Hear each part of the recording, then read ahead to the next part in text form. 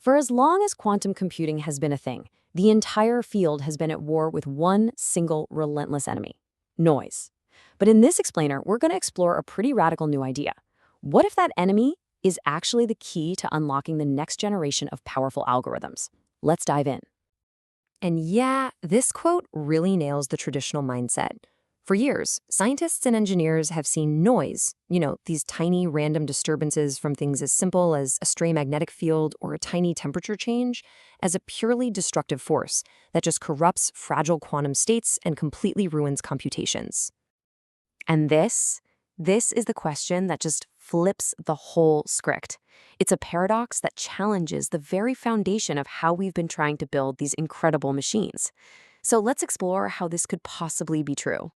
Okay, so to really get why this is such a revolution, we first have to understand the old way of thinking and exactly why noise has been considered public enemy number one in the quantum world. Think of noise like static on a radio, but for quantum bits, or qubits.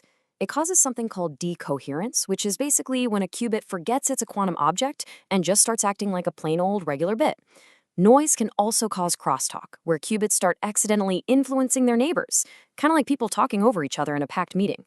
And all of this, it just leads to errors, mistakes when we try to read the final answer, and ultimately, a total loss of information. So naturally, the entire field has poured just immense resources into fighting it. The holy grail has always been something called quantum error correction, these incredibly complex codes that use a bunch of physical qubits to create one single, more robust, logical qubit, trying to shield it from noise before it can do any damage. But now, here comes the twist. A completely new way of thinking is emerging, one that suggests we should stop fighting the noise and maybe start listening to it. What if we could turn this bug into a feature? This really represents a fundamental shift in philosophy. We're moving from noise mitigation to noise exploitation. The goal isn't just about correcting errors anymore. It's about using that noise for, say, enhanced exploration. We stop fighting the environment and start using it to our advantage, like for detecting incredibly faint signals. So how in the world is this even possible? Well, one of the key mechanisms is a real physical phenomenon called quantum stochastic resonance.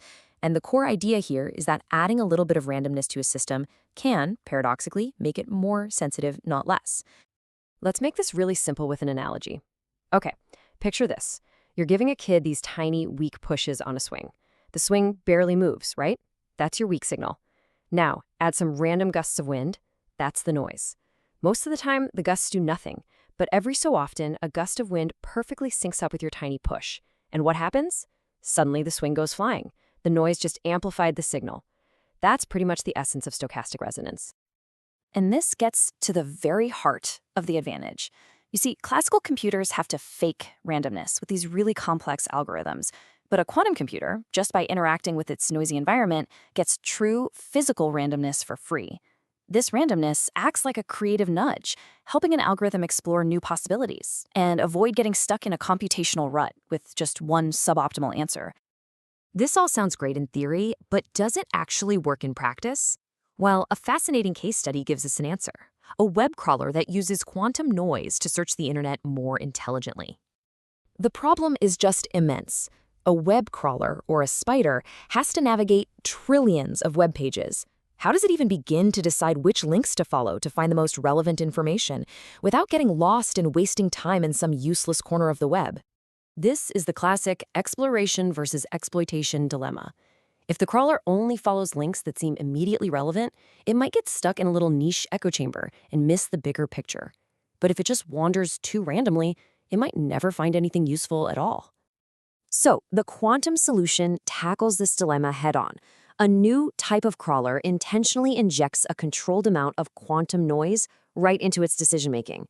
This noise acts like that creative nudge we talked about, encouraging the crawler to occasionally take a less obvious path, which could potentially lead to a goldmine of new, relevant information. And the results are just stunning. The harvest rate here measures the percentage of relevant pages found. A standard classical algorithm, it gets a 38% harvest. Even an advanced AI-based crawler tops out at 64%. But the full quantum-enhanced crawler, it achieves a massive 76%. I mean, to put that in perspective, this isn't just some minor improvement. The quantum approach literally doubles the effectiveness of the basic classical crawler. That is a huge leap. So this brings us right back to our core paradox. How can adding randomness and error, imperfection, really, actually make the system smarter? Well, it all comes down to finding the perfect balance. This data here reveals the whole mechanism. The researchers actually tweaked the amount of noise in the system. With zero noise, the harvest rate is 58%. Not bad, but it gets stuck. With way too much noise, the rate actually drops to 61% because the crawler is just wandering aimlessly. But right there, in that sweet spot, at a noise level of 0.15, performance peaks at 72%. And this is what they call the Goldilocks zone. It's not about adding as much noise as you can. It's about tuning the noise to a precise level where it provides just enough of a random kick to escape those local traps, but without drowning out the valuable signal of what's actually relevant. So, what does this all mean for the future? This new approach points to a whole new philosophy for computing, with implications that go far beyond just web crawlers. This reveals a really deep, fundamental difference between these two types of machines. Classical computers have to work hard to create fake or pseudo-random numbers. For a quantum computer, true physical randomness is just a natural byproduct of its existence. It's a free resource generated by the universe itself. And that's the big takeaway here. This isn't just one neat algorithm.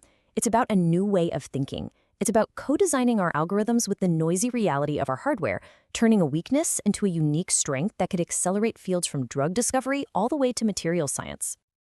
This quote just says it all, doesn't it? For decades, we tried to build a soundproof room to get away from the noise. Now, we're realizing we need to become noise whisperers, learning to understand its patterns and harness its power. And that leaves us with a final, pretty provocative thought. This principle might apply far beyond quantum computing. I mean, in our data, our organizations, and even in our own lives. What other noise, what other imperfections and randomness are we desperately trying to filter out when maybe we should be leaning in and listening to what it has to tell us?